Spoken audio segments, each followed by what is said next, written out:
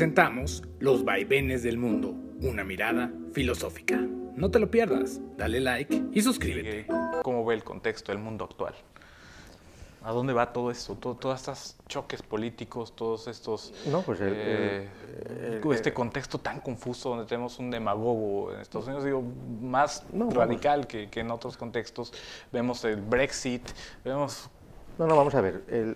Nadie sabe lo que nos depara el futuro y el que diga que lo sabe está engañando. Sí, es decir,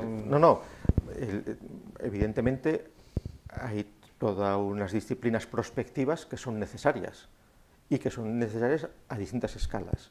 Es decir, a la escala individual, cualquiera tiene que hacer una proyección de la expectativa que le esperan en los próximos años, pues si va a comprar un coche o si va a comprar una vivienda y si va a poder pagarla o se va a comprometer con el banco por 20 o por 30 años.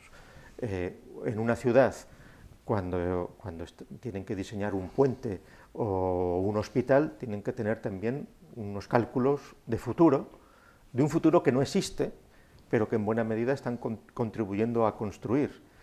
Y es obvio que quienes tienen obligación por la importancia política que representan, tienen que hacer prospectiva no a 3 años o no a 10 años, sino a 50, 100, a 150 años.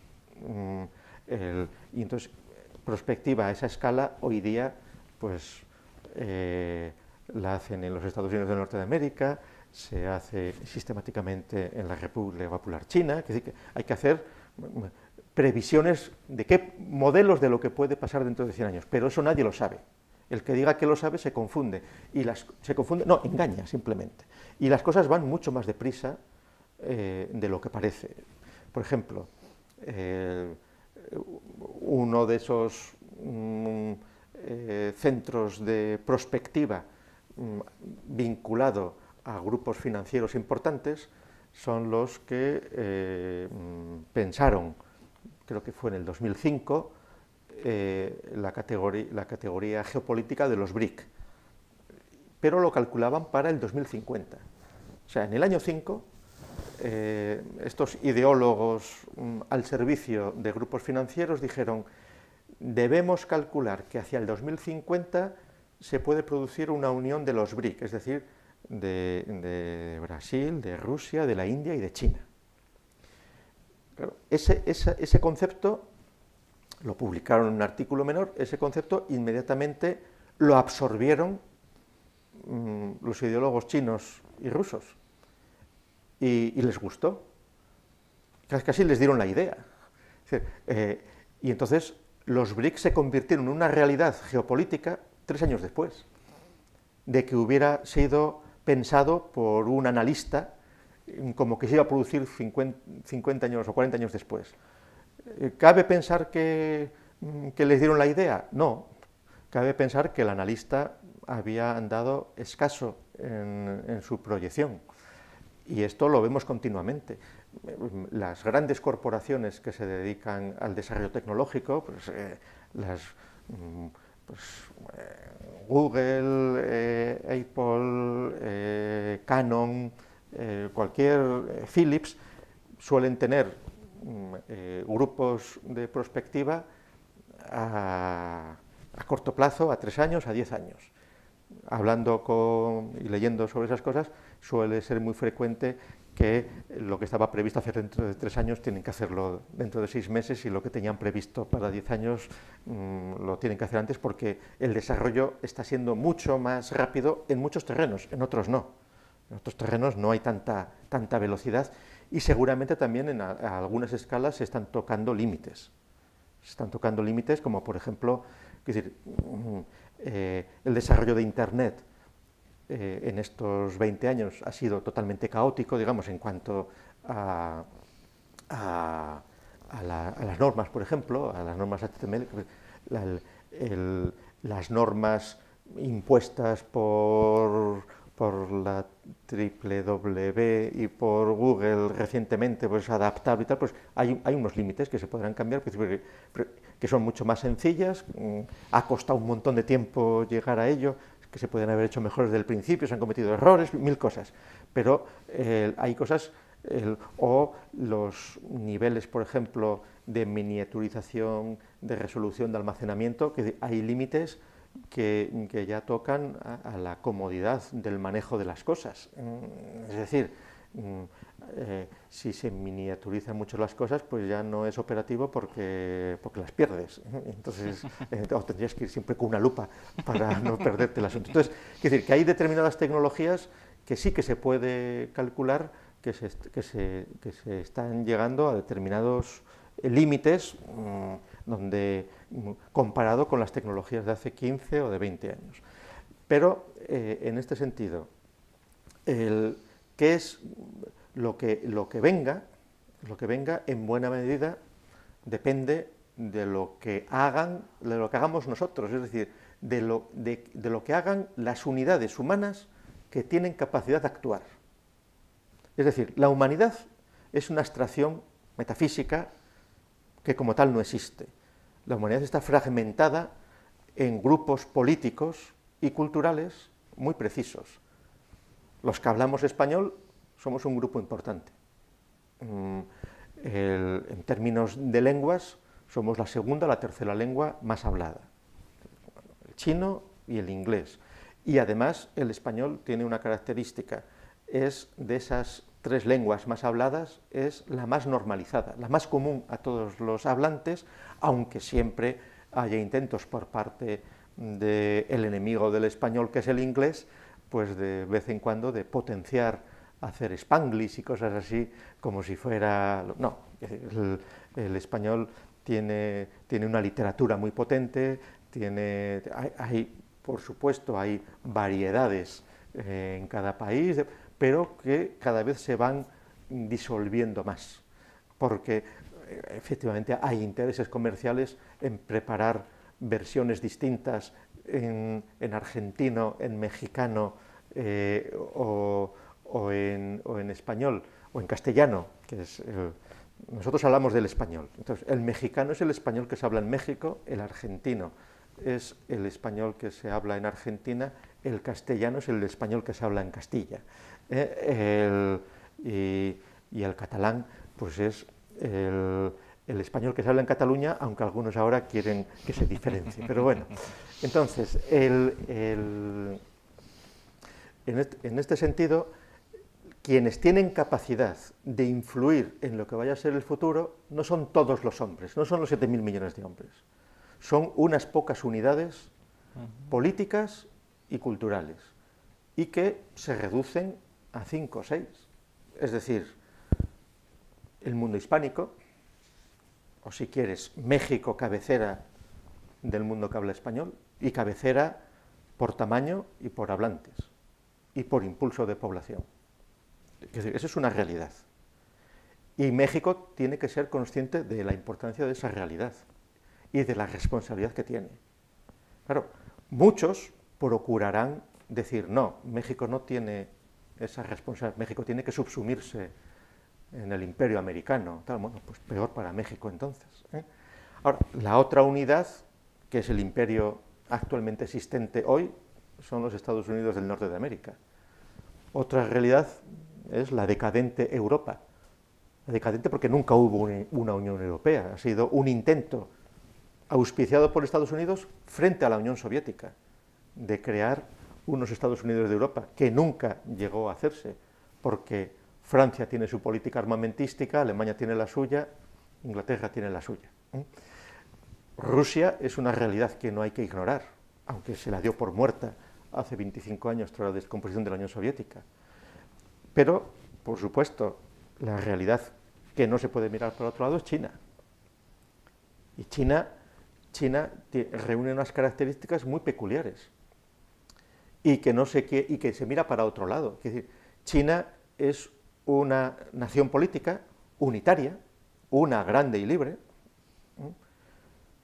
la nación más poderosa en términos de potencial económico y humano, que ya no es solo la fábrica barata de Occidente, sino que, como los chinos no son tontos, desarrollan ya su propia tecnología y y tienen su propia producción científica e industrial, pero es una república no con un partido único, pero sí con un partido hegemónico. O sea, no tiene un partido único porque China quiere estar en el concierto de las naciones y quiere estar en los tratados de libre comercio, etcétera, etcétera. Y China mantiene 7 o 8 partidos minoritarios y los financia. Y ahí tienen unas minorías con unos partidos que no suman más que medio millón de militantes. Ahora, el Partido Comunista de la República Popular China tiene 60-70 millones de militantes. Y los millonarios individuales más ricos de la Tierra son miembros del Partido Comunista. Y entonces, un Partido Comunista que no necesita elecciones democráticas de partidos que parten los principios que deben regir el desarrollo de una nación. Y entonces, ¿qué sucede? Que cuando los ideólogos liberales dicen que lo de China no es comunismo, o que es una dictadura, o que es capitalismo, es decir, que quieren hacer todas las categorías para iniciar que no se entienden fácilmente. Claro, lo que se están trasladando a China categorías que valen para el capitalismo occidental, pero que son distintas. Los millonarios chinos son mucho más ricos que los millonarios europeos, o que los millonarios mexicanos, o que los millonarios norteamericanos. Tienen mucho más, pero reúnen características diferentes, que las aproximan más a los millonarios norteamericanos de final de siglo, o a otros millonarios, o a los millonarios en los países católicos.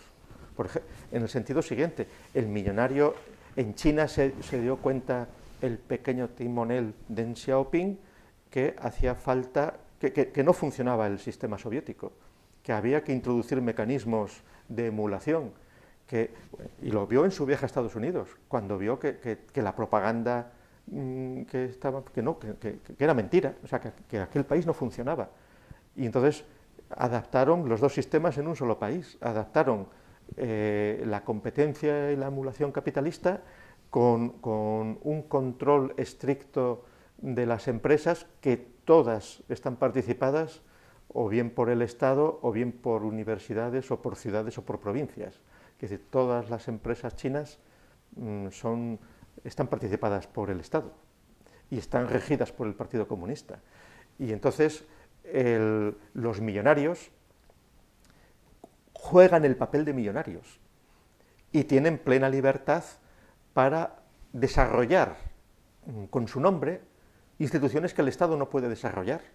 Y entonces están haciendo museos, están haciendo colecciones, los recursos inabarcables que tienen estos millonarios lo están, pero que es lo mismo que a principios del siglo XX hicieron los Rockefeller o hizo Carnegie en Estados Unidos. Es decir, toda la acumulación tremenda de capital que obtuvieron del petróleo unos y del acero Carnegie, pues todavía las 20 y tantas fundaciones que hace 100 años fundó Carnegie son las que todavía sirven para mantener buena parte de los museos, de las universidades, de las instituciones políticas y culturales que hay en Estados Unidos. Bueno, pues eso, entonces, ¿qué es lo que sucede? Pues que lo que está en crisis y no se quiere entender es la idea de democracia surgida después de la Segunda Guerra Mundial. Y entonces, ¿qué es lo que parece a dónde va el presidente Donaldo, que tomará posesión dentro de unas semanas? Pues a organizarse un gobierno no de políticos profesionales, sino un gobierno de empresarios y de dirigentes. ¿A quién molesta eso? A la casta de los políticos profesionales. Claro, como Hilaria y su gente, que se han quedado descolgados. Claro, y quienes propugnan desde el fundamentalismo democrático su estupidez en el juego de los partidos y en las elecciones, y dicen, oye, pues qué curioso es que Estados Unidos, y se dice la democracia más grande de la Tierra, Pues fíjate qué casualidad que hubo Bush primero y Bush segundo, y que estuvo a punto de salir Hilaria después de que de su señor esposo fue presidente. Que sí, eso se parece más al Imperio Romano que otra cosa. Es decir, el grado de estupidez con el que están operando periodistas, opinólogos, comunicadores, politólogos, es total. O sea, francamente, la imbecilidad nos envuelve. Sí. Y lo que no se puede uno es quedar con los discursos totalmente sencillos, elementales. Ahora, ¿es fácil enfrentarse a eso? No, no es nada fácil. Entonces, si el panorama geopolítico global se reduce a China, el Islam, los BRICS si quieres, más o menos, Hispanoamérica, Europa, pues hay 5 o 6 magnitudes. ¿Quiénes van a tener capacidad para sustituir al imperio norteamericano cuando se produzca su decadencia? Y su decadencia, y quienes hacen los análisis de la situación, ellos mismos siempre se comparan con el Imperio Romano y están viendo pues en qué fase están, la república, la dictadura, en qué fase está para poder calcular. Ningún historiador, por muy idealista que sea, puede dejar de reconocer que, igual que los sistemas filosóficos tienen fecha de caducidad, los imperios y las preeminencias tienen fecha de caducidad. Entonces, el imperialismo inglés se transformó en la Commonwealth, pero una Commonwealth que está todavía en el antiguo régimen. Claro, porque a los ideólogos demócratas se les suele olvidar que la reina de Inglaterra sigue siendo la papisa de la Iglesia de Inglaterra, y que la reina de Inglaterra sigue siendo la reina de Canadá y de Australia. Claro, no, son vestigios del pasado. No, bueno, no, es que están en situación más parecida al antiguo régimen, que no pasa nada. Es la prueba de que no era imprescindible la revolución liberal. Es decir, la transformación del imperio inglés en las 19 naciones políticas que se sientan en la ONU y que reconocen a la reina de Inglaterra como la jefa de los estados respectivos, eso es un modelo que existe. Otro es el modelo de lo que fue el Imperio Español. El Imperio Español fue un imperio generador que dio lugar a 20 repúblicas que hablan español, y que ideológicamente hay muchos intereses internos y externos en que se lleven mal. ¿Potenciando qué? Potenciando supuestas reclamaciones que tendrían que hacer, como ya dijo Unamuno, no a los españoles que nos quedamos en España, oiga, hágaselas a sus antepasados, que fueron los que fueron a América y allí hicieron las supuestas barbaridades que ustedes dicen. Es decir, eso, las responsabilidades a sus abuelos, no a los que se quedaron en España, y así sucesivamente. Bueno, entonces China tendrá su protagonismo. Hombre, esperemos que el Islam no lo tenga, aunque seguramente es el candidato a una expansión más poderosa, pero supondría, o sea, una globalización del Estado Islámico supondría una vuelta a la Edad Media, claro, sin duda, y supondría, pues, si lo vemos en términos de felicidad, como tanto imbécil lo opina, lo que importa es la felicidad de la gente y tal. Hombre, pues aplicar, pues seguramente una señora islamizada que se lo crea, que no esté sojuzgada, que no esté sometida, pues está feliz detrás de su burka. Pero bueno, pues, pero es la felicidad que tienen los bueyes cuando comen alubias, ¿no? Como decía el otro, que no se puede mirar en términos de felicidad, sino... entonces, y ahí es donde entran todas las contradicciones de los respetos culturales, etc. Ese es, pues, el fracaso Por ejemplo, uno de los fracasos más poderosos de la verborrea armoniosa global de la ONU y de la UNESCO fue la famosa conferencia sobre la mujer de Pekín, donde aquello fracasó porque las mujeres islámicas reclamaron su derecho a sus peculiaridades, y entonces aquello era incompatible con los discursos dichos feministas dominantes en Occidente. Claro, pues ¿cómo se armoniza eso? ¿Quién tiene razón? Pues la razón en puro materialismo histórico la tiene el que triunfa. Y entonces, si vemos la línea de progreso del Islam, de estar totalmente neutralizado después de la batalla de Lepanto, que comienza a despertar en el proceso de la descolonización inglesa de Egipto con hermanos musulmanes en los años 20, hasta nuestros días, pues no es una magnitud despreciable. No es una magnitud despreciable, porque tienen armas poderosas que no tienen otros combatientes de las ideologías realmente existentes, que es el desprecio al propio cuerpo, que es la negación de la individualidad, que es el estar felices y contentos suicidándose por cuestiones religiosas, que son las mismas que las políticas, porque no hay distinción. Y entonces, en ese proceso es el que hoy causa más apariencia de peligro. Seguramente no es a una escala global el más peligroso, porque en su propio medievalismo llevan su autodestrucción, al margen de que en nuestros días se estén utilizando todos los instrumentos del Estado Islámico tecnológicos habidos y por haber. Pero, dicho de otra manera, mientras que Donaldo y Putin juntos no pueden derrotar a China,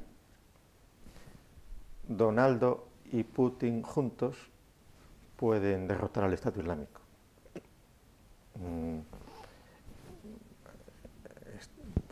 No estamos en ninguna situación de paz perpetua, salvo para quienes se lo crean.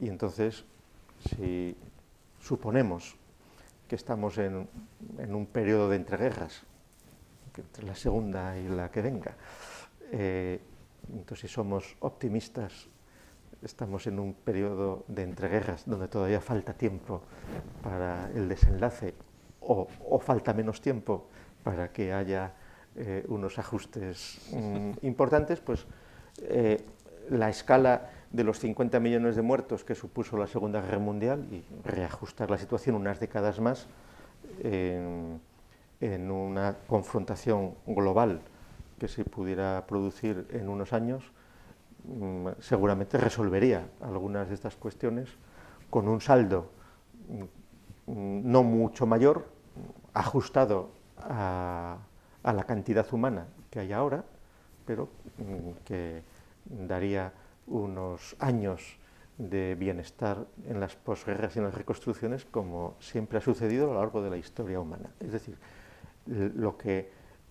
quienes están vendiendo paces evangélicas, quienes están vendiendo paces perpetuas, caben dos posibilidades. O son unos impostores que están engañando cínicamente, o son imbéciles.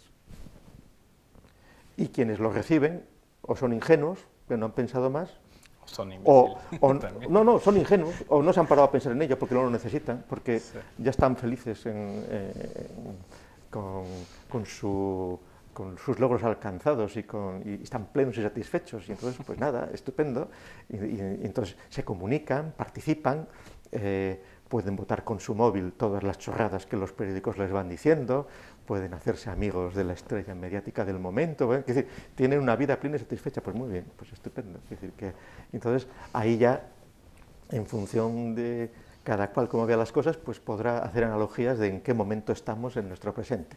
Y esto enlaza con lo que tú me decías. nosotros creemos, creemos que el potencial, vamos a ver, sin ser idealistas, y esto está en el libro, es una página que está en el mito de la izquierda. En el mito de la izquierda, bueno, rompe la supuesta unidad de la izquierda que muchos creen, muchos que yo soy de izquierdas de siempre, la izquierda, no, la izquierda no existe. La izquierda es una categoría politológica que tiene su fecha de nacimiento en la Revolución Francesa, cuando se construye el concepto de nación política, etcétera, etcétera, y que en estos 200 y pocos años ha ido teniendo 6 modulaciones principales, que es la izquierda radical, la izquierda jacobina, la izquierda propiamente dicha, la izquierda revolucionaria francesa, una segunda generación de izquierda es la izquierda liberal, la izquierda propiamente que surge en la Revolución Liberal Española, donde es una izquierda donde ya no tiene que cortar el cuello al rey, sino que permite que se produzca el proceso de la laolización de los ciudadanos, de los súbditos en ciudadanos de la nación política, pero donde haya un rey que reina pero no gobierna. Entonces el liberalismo es el segundo género de la izquierda.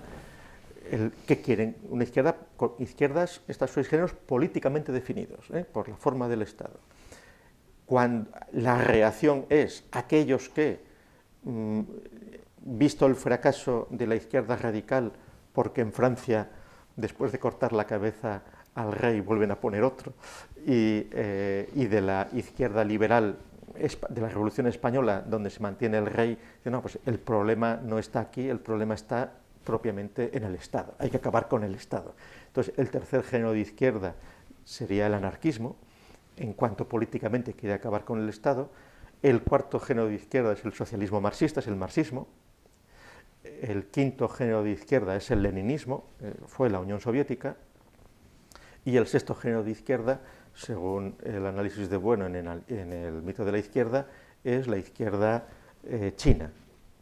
Entonces, al final se pregunta, si en estos 200 años ha habido 6 géneros de izquierda, no va a haber ningún otro género de izquierda. Hemos alcanzado ya el estado final del que hablaba Fukuyama y cosas así. Pues no, la historia no ha terminado. Pero lo que también dice, ¿por dónde se puede barruntar que puede ir o que está llamado a tomar un protagonismo, un nuevo género de la izquierda, políticamente definida? Y entonces, claro, ahí Bueno hace un análisis muy sencillo, es decir, tiene que ser una categoría política que tenga una escala global, que tenga un peso determinado. Es decir, no es un asunto que pueda resolver, por decir algo, ni Finlandia por su cuenta, ni la República de Corea del Norte por su cuenta. No tienen peso ni magnitud. Y también tiene que estar sometida a una racionalidad que es incompatible, por ejemplo, con las creencias mitológicas del Islam. Que ahí no cabe esperar, aunque desde el punto de vista de los análisis teóricos que se hacían desde la Unión Soviética, erróneamente se creía que el islamismo estaba más cerca del comunismo final porque ya tenían un socialismo primitivo y que solo había que aplicar unas dosis de ateísmo científico para que el Islam... Claro, lo que no era tan sencillo aplicar el famoso ateísmo científico ni en la Unión Soviética, donde cuando cayó la Unión Soviética en el 90 descubrimos que los popes no habían tenido que ni cortarse las barbas porque ya salían con ellas crecidas. Y entonces, igual que fracasó aquello, como en México fracasó todo el intento del anticlericalismo que dio lugar a toda la reacción de la realidad religiosa, que es una realidad que no se puede negar. O sea, que no puedes decir porque lo que no puedes es suponer que puedes normalizar a miles de millones de personas en términos de creencias. Y porque Napoleón lo dijo, un cura me ahorra 100 gendarmes. Claro, quien tenga unas creencias, por fantásticas que sean, ahorran muchos problemas de orden público, y por eso todos los gobiernos saben pues, que hay que dotar a sus poblaciones de dosis de papilla suficientemente entontecedoras, y cuando no basta solo la papilla audiovisual o literaria, pues a veces hay que acompañar con productos que se introduzcan en los cuerpos para lograr neutralizar la capacidad de pensar del personal, tenerlos atontados, convertirlos en infrahombres, y encima hay muchos imbéciles que con eso se creen que son más felices. Pues, oye, pues peor para ellos, con su pan se lo coman. Bueno, entonces, en el análisis que hace Bueno, en el capítulo ese final, dice, pues sí, no hay por qué negar que vaya a venir una séptima izquierda. Ahora, no se puede definir y no hay que descartar que esa séptima izquierda esté en el entorno de los países que hablan español. Ha habido quienes han querido poner en términos prácticos, políticos, pues los mecanismos para lograr esa séptima izquierda, seguramente pues adelantándose a los tiempos. Lo que son análisis de filosofía de la historia de amplio espectro no tienen por qué producirse inmediatamente, pero sí que se puede, sí que permiten por lo menos no tener ningún complejo de inferioridad a la hora de defender la necesidad y la potencia de un pensamiento y de una filosofía en lengua española, la importancia de la necesidad de dotar de un conocimiento exacto de nuestro presente a nuestros políticos, a nuestros empresarios, a quienes quieran enterarse de lo que tienen que hacer, no para descubrir nada nuevo, porque aquí una de las cosas que pasa con muchos de los que se presentan como filósofos es que se quieren presentar como que tienen un conocimiento que no tienen el resto de los mortales, o que son seres superiores. No, cuanto más se lo crean, peor para ellos. Es decir, sí. Todos somos filósofos, todos los que hablamos español utilizamos categorías filosóficas continuamente, pero muchas veces sin saberlo. Y entonces, eso no quiere decir que cualquier tontería que diga cualquiera, aunque se pueda tener una lectura filosófica, valga lo mismo, ¿no? Hay filosofías malas y filosofías menos malas, y filosofías potentes y menos potentes. Y lo que hay es muchísima ideología basura. Entonces, el materialismo filosófico lo que se enfrenta con la realidad sin ningún prejuicio. Algo en México, la Fundación está trabajando ya en una universidad precisamente enfocada a la filosofía. ¿De qué va este proyecto? Bueno, esto fue algo que ha surgido desde México, no más que una iniciativa nuestra. Nosotros, como decía antes, tenemos amigos y seguidores en México. Yo he estado en México varias veces, pero el proyecto concreto al que tú te refieres es la llamada Facultad de Filosofía de León, en Guanajuato. Y eso ha sido un proyecto al que nos han invitado a colaborar un grupo empresarial de León, que tienen un instituto, el Instituto Oviedo, que hasta ahora ofrece educación primaria, secundaria y preparatoria, todas estas cosas, y tenían interés específicamente en poner estudios de filosofía. De hecho, en el mes de agosto del 2016 comenzó su andadura esta Facultad de Filosofía de León, que promueve el Instituto Oviedo en colaboración con la Fundación Gustavo Bueno, y que ya tiene en marcha una licenciatura en filosofía aprobada por la SEP, por la Secretaría de Educación Pública, con su REBOE, y ya tiene sus primeros alumnos y sus profesores, y también en estos meses han empezado a funcionar sus primeras diplomaturas con tres líneas iniciales que han empezado a trabajar, pues, una diplomatura en filosofía en cuestiones religiosas, otra de empresa y la otra de historia de México. También se ha presentado una cátedra de filosofía cervantina. Guanajuato, como es bien sabido, es la capital cervantina de América.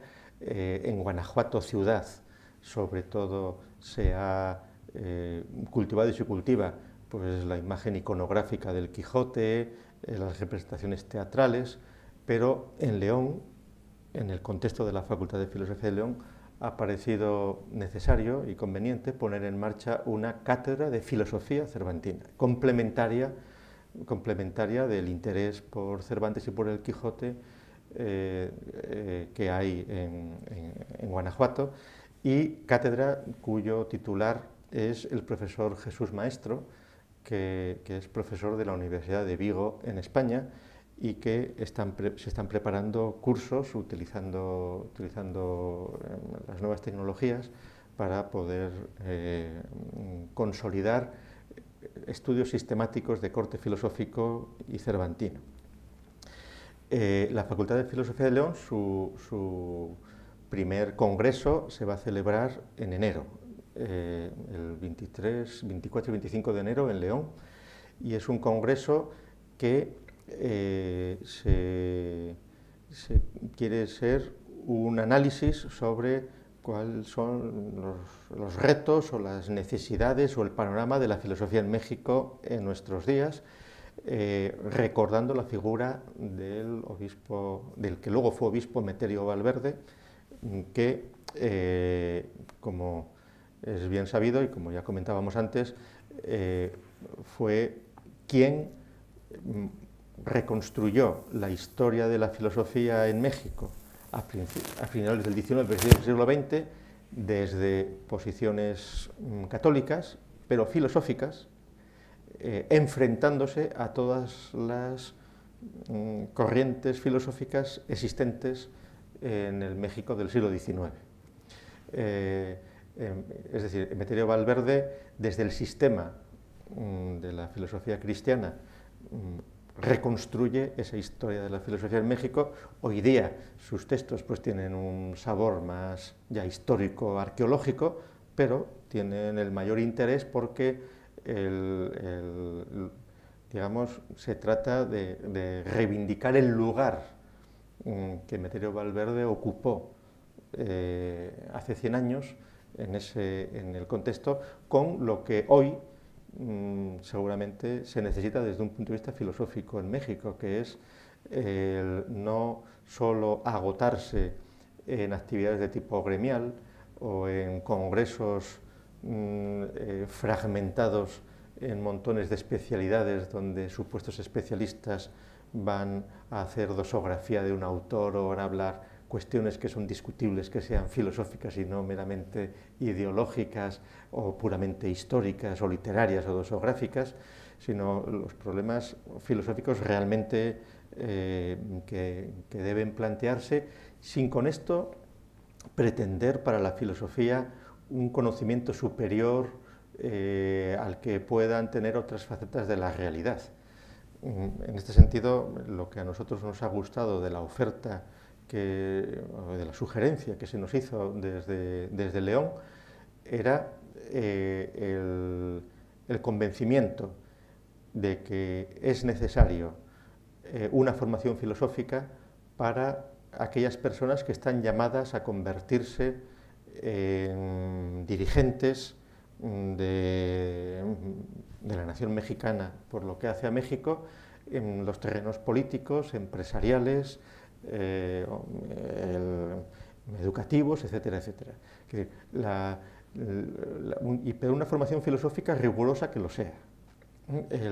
¿Por qué? Pues, y estos son los análisis que nos hicieron cuando vinieron a sugerirnos colaborar con ellos en poner en marcha una facultad de filosofía que intente recuperar la tradición clásica, incorporar una formación filosófica sistemática, donde se incorpore todas las perspectivas clásicas, pero ajustadas a nuestro presente, y que no sea un tratamiento, digamos, parcial, doctrinal, particular, sectario. No, hay que abrirse a una escala de análisis filosóficos y rigurosos que son los que necesita y entienden que debe tener el empresario, el dirigente, el político.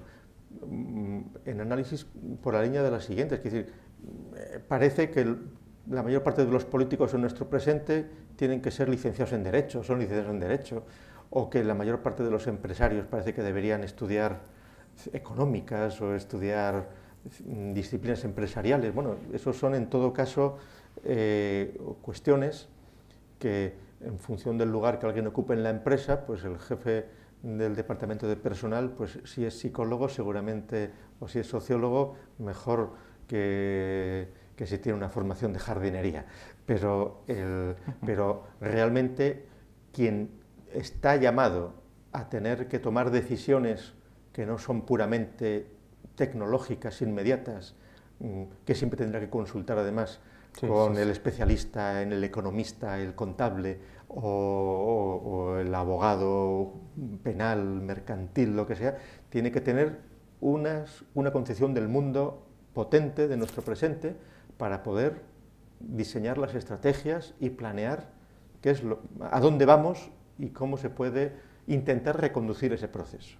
Entonces ese es el planteamiento en el que nos ponemos y además si hemos querido recordar a Emeterio Valverde en ese título, es precisamente para hacer un guiño a toda la historia ideológica que acompaña a la ciudad de León.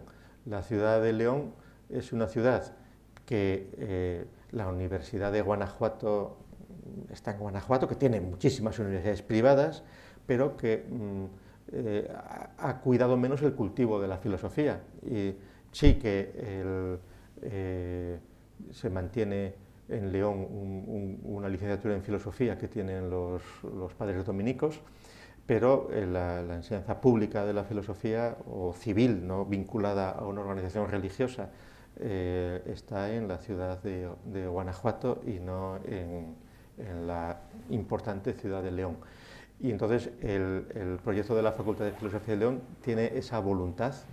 El proyecto es realidad, ya está funcionando. Dentro de unos meses se inaugurará el edificio que se ha hecho que se está construyendo para esta facultad, y entonces el director de la facultad es Ismael Carballo, que es mexicano. Ismael Carballo tomó un contacto con nosotros hace más de hace 12 años que le conocemos. Él ha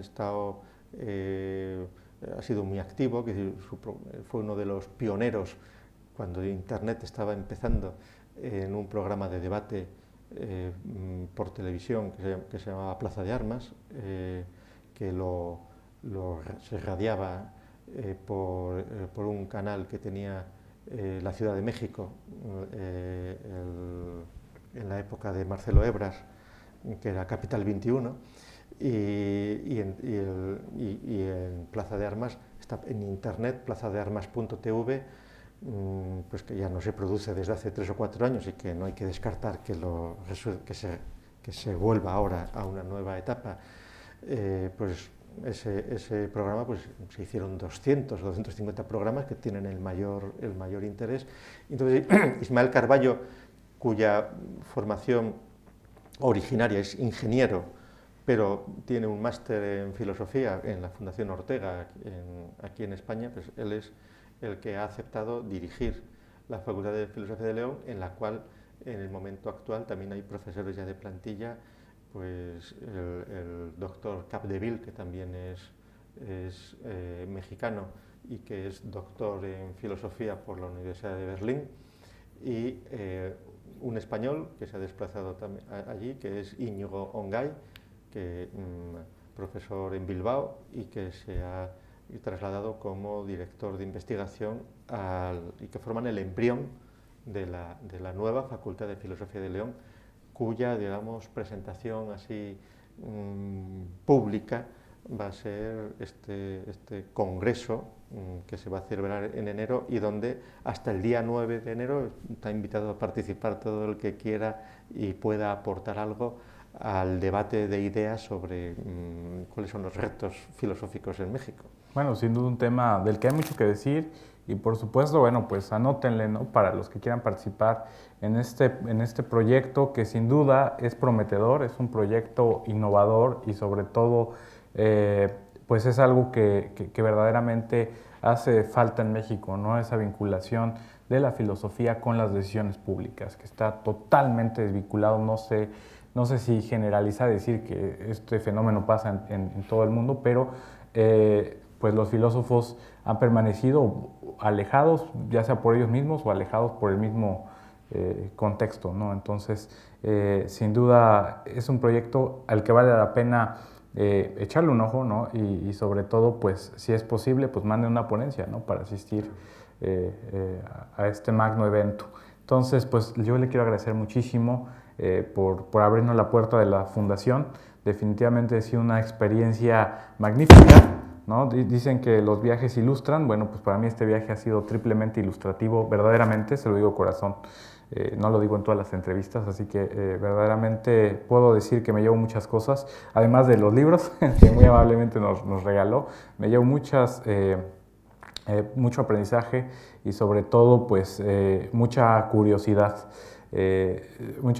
académica y curiosidad también existencial, porque uno a veces no investiga por la simple curiosidad académica, sino por la necesidad existencial. Entonces me llevo muchas cosas para estudiar. Muchas obligaciones abiertas. Muchas obligaciones abiertas. Para repensar cosas. Para repensar cosas, efectivamente. Y pues muchísimas gracias a todos nuestros youtubers, ¿no? Y nos vemos en la próxima emisión de Filosofafando. Muchas gracias.